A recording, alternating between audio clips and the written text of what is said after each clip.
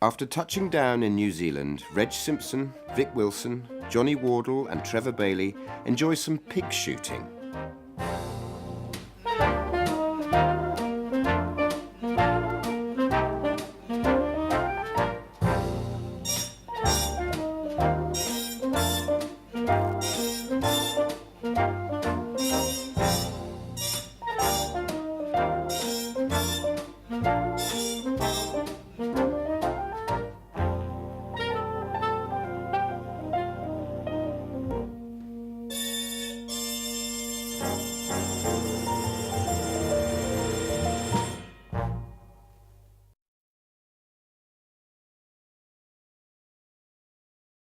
You moved on to New Zealand after winning the Ashes, and that rain-affected game at Sydney.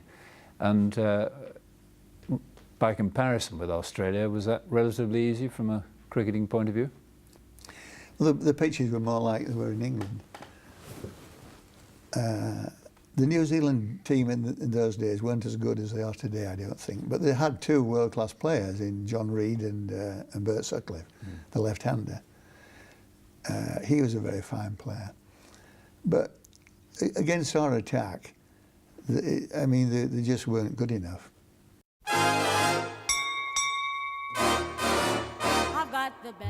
We had the last month in New Zealand, and they looked after us very well, and it's a wonderful country.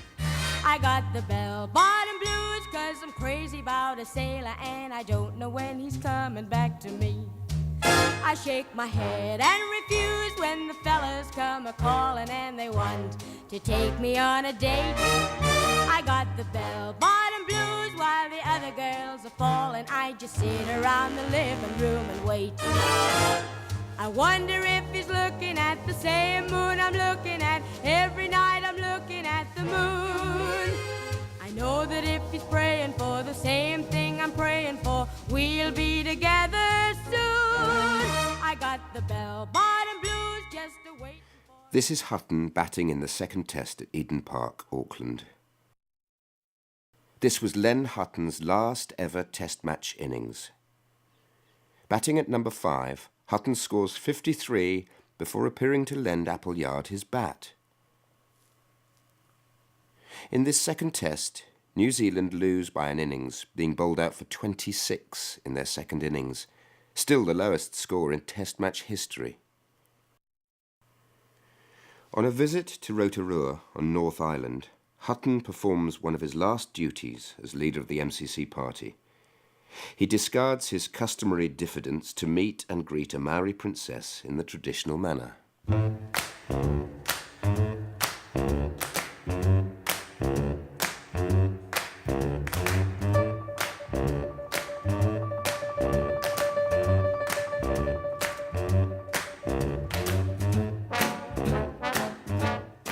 Dorothy Hutton snaps Len for one last time before they set off for home.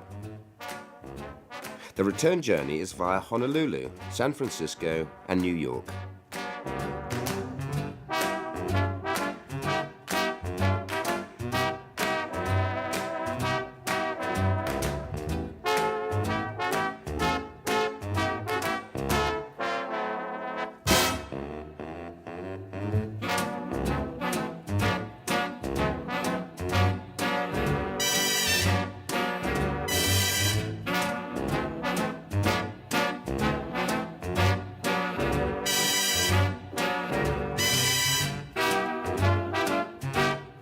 John Arlott, summing up the tour, said that if one man is to take credit for the win, it must be Hutton. And his players agreed, presenting him with a clock inscribed, "To the skipper, we were there at the finish. Australia 1954 to 55, from the boys." We were looking at one of the all-time great cricket teams, let alone just an England team. And it's little surprise that here we are half a century later still looking back upon that time and thinking what a team England had then. Len Hutton returned to England a national hero, his face to be seen everywhere.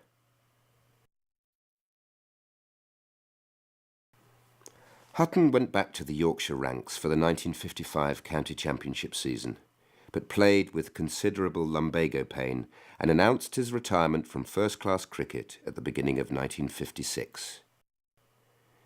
Later that year, Hutton was knighted for his services to cricket. Now living down south in Kingston-upon-Thames, Hutton earned his living working for J.H. Fenner and Company. This job gave him time to watch his sons, John and Richard, developing as cricketers. In 1960, he made a guest appearance for his local club, Malden Wanderers, alongside the 17-year-old Richard. Richard emulated his father by going on to play for Yorkshire and England. Len Hutton was a great hero to so many people because of the way he went about his business. He picked up that very light bat of his. He went out, he played magically without ostentation. He was the perfect batsman.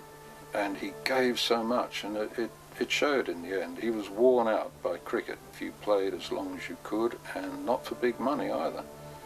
You paid for the honour of representing your country. In 1990, Sir Leonard Hutton died, aged 74. Amongst those attending the funeral were Dennis Compton, Keith Miller and Godfrey Evans, opponents and teammates from those great days in the 1950s, when the modest Yorkshireman led one of the finest cricket teams ever to represent England. You can't get any people better than those. And wonderful people. Well, as I say, I think I know it's the era I grew up with, but I reckon it's the greatest era of English cricket. I really do. I can't think, when you look at those people and think of them all playing together, what a sight. What was the happiest moment in your whole cricket life? Well, I think in 1953, when we won the Ashes at the Oval, that was a great occasion. And then in Australia, in Adelaide, when we won that the rubber on that tour in 1954. Those were two occasions which I shall always remember very, very much.